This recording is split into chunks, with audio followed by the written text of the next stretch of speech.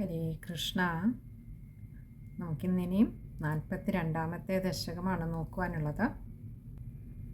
42ാമത്തെ ദശകത്തിൽ പ്രതിപാദിക്കുന്ന ഭഗവാന്റെ ലീല ശകടാസുര വധമാണ്. ഇതിൻ്റെ ട്യൂണ് ഏവമാണ്.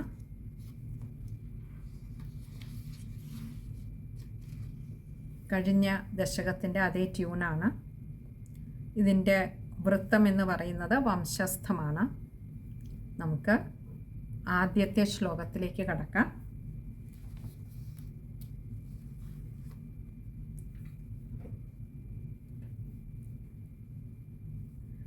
കദാപി ജന്മക്ഷദിനേ തവ പ്രഭോ നിമന്ത്രിതജ്ഞാതിവധൂമഹീസുരാ മഹാനസസ്ത്വാം സവിധേ നിധായ സാ മഹാനസാദൗ വവൃതേ വ്രജേശ്വരി. കദാപി ജന്മക്ഷദിനേ തവ പ്രഭോ. കദാപി ഏതോ ഒരു എന്നുള്ള അർത്ഥത്തിലാണ് കദാപി പറയുന്നത്. ജന്മക്ഷദിനെ ഒരു നമ്മൾ പക്കപ്പിറന്നാൾ എന്ന് പറയില്ലേ, അതായത് ശരിയായ കൊള്ളുന്ന പിറന്നാളല്ല, അതായത് ജനിച്ച അതേ നക്ഷത്രം വരുന്ന ദിവസമല്ല, പക്ഷെ അതേ നക്ഷത്രം എല്ലാ മാസവും വരുമ്പോൾ കൊള്ളുന്ന പിറന്നാൾ, പക്കപ്പിറന്നാളിന്. അപ്പോൾ ഏതോ ഒരു പിറന്നാളിന്, അതായത് ഒരു പക്കപ്പിറന്നാളിന് ഏതോ ഒരു മാസം വന്ന്, അതായത് കൃത്യമായിട്ട് എത്രാമത്തെ മാസം ആ ഉണ്ണിക്ക് എത്ര മാസമായി എന്ന് പറയുകയല്ല, പിന്നത്തെ ഏതോ ഒരു മാസം വന്ന നക്ഷത്ര ദിവസം. അപ്പോൾ ചെറിയ ഉണ്ണിയാണ്, തന്നെയല്ല പണ്ട് കാലത്ത് പക്കപ്പിറന്നാളുകളും ആഘോഷിക്കാറുണ്ടായിരുന്നു. അതായത് ജന്മനക്ഷത്രം എല്ലാ മാസം വരുമ്പോഴും അത് ആഘോഷിക്കാറുണ്ടായിരുന്നു. അപ്പോൾ അങ്ങനെ ഒരു പിറന്നാൾ ദിവസം തവ പ്രഭോ, തവ അങ്ങയുടെ, പ്രഭോ അല്ലയോ ഗുരുവായൂരപ്പ സർവവ്യാപിയായുള്ളവനെ, അങ്ങയുടെ ഏതോ ഒരു പക്കപ്പിറന്നാൾ ദിവസം, ആ കൃഷ്ണനുണ്ണിയായി അവതരിച്ച അതേ നക്ഷത്രം വരുന്ന ഒരു ദിവസം, നിമന്ത്രിതജ്ഞാതി വധൂമഹീസുര. നിമന്ത്രിതജ്ഞാതി,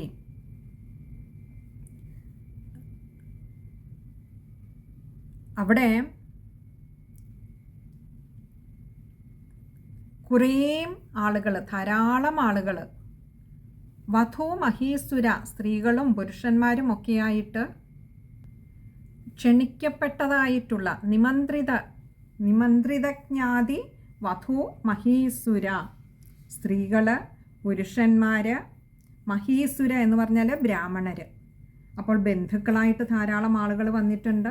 ക്ഷണിക്കപ്പെട്ടവരാണിവർ എന്നുള്ളത് എടുത്തു പറഞ്ഞു. നിമന്ത്രിത, അങ്ങനെ ക്ഷണിക്കപ്പെട്ടതായിട്ടുള്ള ധാരാളം സ്ത്രീകളും പുരുഷന്മാരും ബന്ധുക്കളും ബ്രാഹ്മണരും ഒക്കെയായി ധാരാളം ആളുകൾ അന്ന് ആ അമ്പാടിയിലുണ്ട്. മഹാനസസ്ത്വാം, മഹാനസഹ ത്വാം, ഇങ്ങനെ രണ്ട് വാക്കുകൾ ചേരുന്നതാണ്. മഹാനസസ്ത്വാം, ത്വാം എന്ന് പറഞ്ഞാൽ അങ്ങേ. അന്ന് നമ്മുടെ കൃഷ്ണനുണ്ണി ചെറിയ ഉണ്ണിയല്ലേ, ആ ഉണ്ണിയെ മഹാനസഹ ഒരു വലിയ വണ്ടിയുടെ അടുത്ത്, സവിധേ എന്ന് പറഞ്ഞാൽ അതിൻ്റെ അടുത്ത്, നിധായ സാ, നിധായ എന്ന് പറഞ്ഞാൽ കിടത്തിയിട്ട്, സാ ആ യശോദാമ്മ, മഹാനസാദൗ,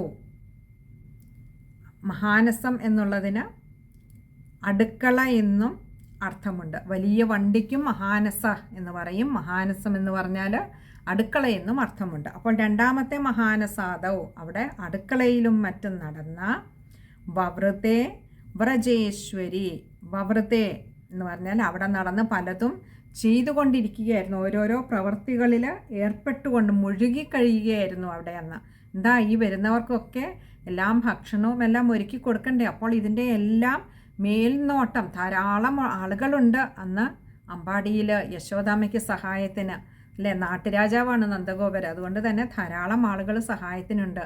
എന്നിരുന്നാൽ പോലും ഒരു മേൽനോട്ടത്തിനായിട്ടും എല്ലായിടത്തും തൻ്റെ കണ്ണും കാതും എത്തേണ്ടതുണ്ട്. അതിന് വ്രജേശ്വരി, ആ വ്രജത്തിൻ്റെ ഈശ്വരിയായിട്ടുള്ള യശോദാമ്മ അവിടെ അങ്ങനെ തിരക്കിൽ മുഴുകി ഓടി നടക്കുകയായിരുന്നു. ഉണ്ണിയെ ഇപ്പോൾ വലിയൊരു വണ്ടിയുടെ സമീപം, അവിടെ മുറ്റത്ത് വലിയൊരു വണ്ടി കിടന്നിരുന്നു, അതിൻ്റെ സമീപം അങ്ങനെ കിടത്തിയിട്ടുണ്ട്. ഇനി നമുക്ക് ആ ശ്ലോകം ഒന്നുകൂടെ നോക്കാം.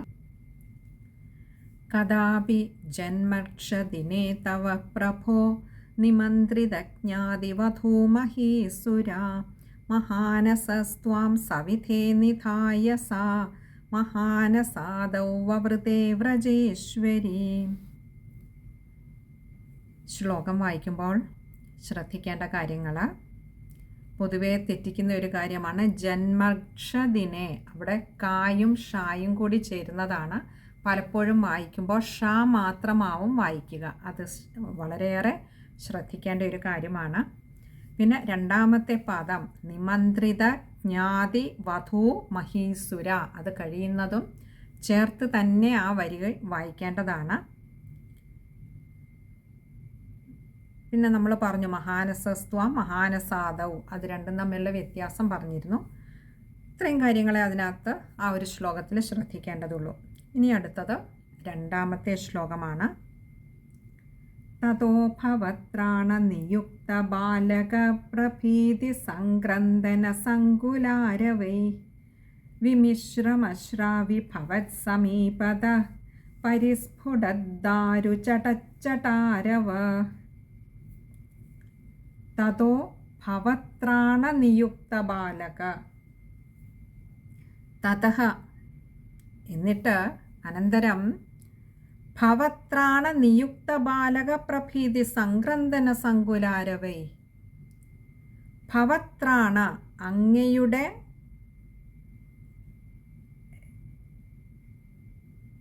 ത്രാണ എന്ന് പറഞ്ഞാൽ അങ്ങയെ നോക്കുന്നതിനായിക്കൊണ്ട് അങ്ങയെ ആ കുഞ്ഞിനെ അവിടെ ആ വലിയ വണ്ടിയുടെ അടുത്ത് കിടത്തിയിട്ട് അടുക്ക നിന്ന ഈ ഗോപബാലന്മാരോടൊക്കെ പറഞ്ഞിരുന്നു, കുഞ്ഞിനെ ഇവിടെ കിടത്തിയിരിക്കുന്നേ, നിങ്ങൾ നോക്കിക്കോണേ എന്ന്. ഇന്നും നമുക്ക് കാണാം അങ്ങനെ അമ്മമാർ ചെയ്യുന്ന അല്ലേ. മൂത്ത കുട്ടികളുണ്ടെന്നുണ്ടെങ്കിൽ മുതിർന്ന കുട്ടികളെ ഏൽപ്പിച്ചിട്ട് അമ്മ ഓരോരോ ജോലികൾക്കായിട്ട് പോകും അടുക്കളയിലേക്ക്. ഇതുപോലെ ഭവത്രാണ അങ്ങയെ നോക്കുന്നതിനായി നിയുക്ത ഏൽപ്പിച്ച ബാലക ആ ഗോപബാലന്മാർ പ്രഭീതി സംക്രന്ദന സങ്കുലാരവൈ. പ്രഭീതി എന്ന് പറഞ്ഞാൽ വളരെ ഭയപ്പെട്ട്, സംക്രന്ദന സങ്കുലാരവൈ. സംക്രന്ദന എന്ന് പറഞ്ഞാൽ ആ കുട്ടികൾ ഭയപ്പെട്ട് വളരെ ഉച്ചത്തിൽ സങ്കുലാരവൈ നിലവിളിക്കുകയാണ് കിടന്നിട്ട്. ഇത് കേട്ടിട്ട് വിമിശ്രം അശ്രാവി ഭവത് സമീപത. വിമിശ്രം ഇങ്ങനെ ഭയപ്പാടോടുകൂടി ഉറക്കം നിലവിളിക്കുന്നത് കേട്ടിട്ട് ഇതിങ്ങനെ ഇടകലർന്നാണ് കേൾക്കുന്നത്. എന്ത്?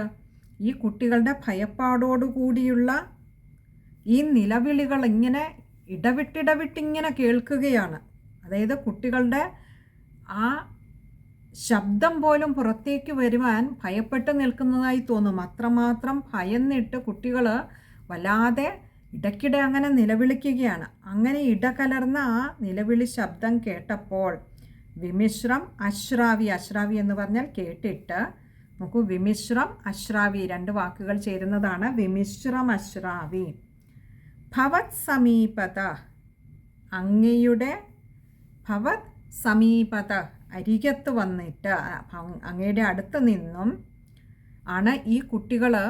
കാരണം അങ്ങയുടെ അടുത്ത് അങ്ങയെ നോക്കുവാനായി ഏൽപ്പിച്ചിട്ട് യശോദാമ്മ പോയതാണ്. അപ്പോഴാണ് ഈ ഗോപബാലന്മാർ കിടന്നിട്ട് നിലവിളിക്കുന്ന ശബ്ദം കേൾക്കുന്നത്. അതും അത്യധികം ഭയപ്പാടോടുകൂടി. അത് കേട്ടിട്ട് പരിസ്ഫുടദ്ദാരു ചടച്ചടാരവ. പരിസ്ഫുട ദാരു ചടച്ചടാരവ. ചടച്ചടാരവ, ചടച്ചട, ചടാചട എന്നുള്ള ഭയങ്കരമായിട്ടുള്ള രവ എന്ന് പറഞ്ഞാൽ ശബ്ദം, ശബ്ദത്തോടു കൂടി പരിസ്ഫുടദ്ദാരു. ദാരു എന്ന് പറഞ്ഞാൽ മരക്കഷ്ണങ്ങൾ. പരിസ്ഫുട പൊട്ടിച്ചിതറുന്ന, പൊട്ടിത്തെറിക്കുന്ന ഒരു ശബ്ദവും കുട്ടികളുടെ ഭയപ്പാടോടുകൂടിയുള്ള നിലവിളിയും ഒക്കെ കൂടിയാണ് യശോദാമ്മ കേൾക്കുന്നത്. നോക്കൂ, ഇവിടെ ഉണ്ണിയെ നോക്കുവാൻ ഏൽപ്പിച്ചിട്ട് പോയതാണ്. ഈ ഗോപബാലന്മാർ. അവർ ഉണ്ണിയെ നോക്കുന്നുമുണ്ട്. അവിടെ വലിയൊരു മരത്തിൻ്റെ ഈ വലിച്ചുകൊണ്ടൊക്കെ പോകുന്ന പണ്ടത്തെ വണ്ടികളുണ്ടല്ലോ, അതേപോലെ ഒരു വണ്ടി കിടന്നപ്പോൾ അതിൻ്റെ അടുത്ത് കൊണ്ടുവന്നിട്ട് ഉണ്ണിയെ കിടത്തിയിട്ടാണ്, അവിടെ തണലുണ്ട്, വെയിലില്ല, കുട്ടികളെ നോക്കാനുണ്ട്. അമ്മ വളരെ സുരക്ഷിതമായി ആ ഉണ്ണിയെ കിടത്തിയിട്ടാണ് പോകുന്നത്. യശോദാമ്മ അടുക്കളയിൽ പോയി വീണ്ടും തൻ്റെ ജോലികളിലൊക്കെ അവിടെ ഓടി നടന്ന് എല്ലാ കാര്യങ്ങളും ശ്രദ്ധിക്കുന്നതിനിടയിലാണ് മരക്കഷ്ണങ്ങൾ പൊട്ടിത്തെറിക്കുന്നത് പോലെയുള്ള ശബ്ദവും കുട്ടികളുടെ ഭയപ്പാടോടുകൂടിയുള്ള ഉറക്കെയുള്ള നിലവിളിയും ഇങ്ങനെ ഇടകലർന്ന് കേൾക്കുന്നത്. അമ്മയ്ക്കപ്പോൾ ഒരു കാര്യം വ്യക്തമായി. കണ്ണനെ നോക്കുവാൻ ഏൽപ്പിച്ച ഗോപബാലന്മാരുടെ നിലവിളിയാണ് കേൾക്കുന്നത് എന്ന് ഒരു നിമിഷം അമ്മയ്ക്ക് തോന്നി.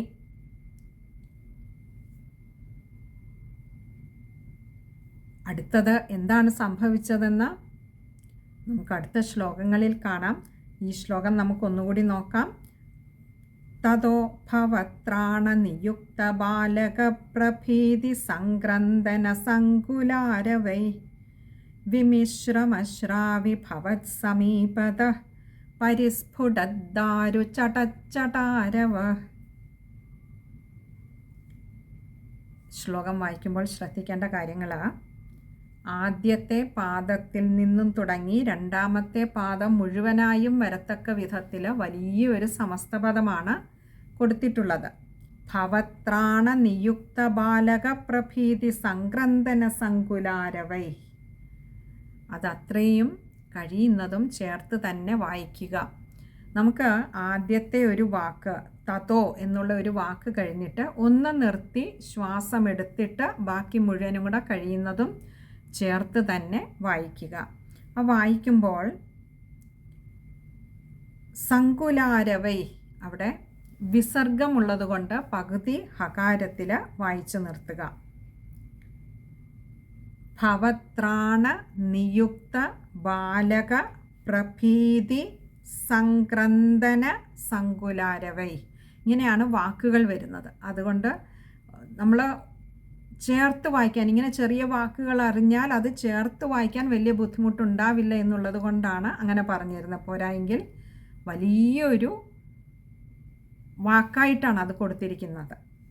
അപ്പോൾ കഴിയുന്നതും തെറ്റുകൂടാതെ വായിക്കാൻ ശ്രമിക്കുക. പിന്നെ അടുത്തത് വിമിശ്രം അശ്രാവി. വിമിശ്രം അശ്രാവിയാണ്, മായുടെ ആകാരം ശ്രദ്ധിക്കുക. പിന്നെ പരിസ്ഫുടദ്ദാരു ചടച്ചടാരവ. അവിടെ പരിസ്ഫുടദ്ദാരു ദാ കൂട്ടക്ഷരമാണ്. അതേപോലെ ചടച്ചടാരവ രണ്ടാമത്തെ ചായും കൂട്ടക്ഷരമാണ്. പിന്നെ വായിക്കുമ്പോൾ ശ്രദ്ധിക്കേണ്ട ചടാരവ ആകരുത്, ചടച്ചടാരവ. ടായാണ്, ഡായല്ല. പലപ്പോഴും നമ്മൾ തെറ്റിക്കുന്ന ഒരു കാര്യമാണ്. നമ്മൾ ചാടുക എന്നൊക്കെ പറയുമ്പോൾ എന്ന് പറയുന്നത് പോലെ സംസ്കൃതത്തിലെ ട എന്ന അക്ഷരം ഉച്ചരിക്കാറുണ്ട്. അങ്ങനെയല്ല, ചടച്ചടാരവ. അത് ശ്രദ്ധിക്കുക. അവിടെയും വിസർഗമുണ്ട്. ചടച്ചടാരവ പകുതി ഹകാരത്തിൽ വായിക്കുക. ഇനി അടുത്തത് മൂന്നാമത്തെ ശ്ലോകമാണ്. അത് നമുക്ക് അടുത്ത സത്സംഗത്തിൽ കാണാമെന്ന് കരുതുന്നു. ഹരേ കൃഷ്ണ.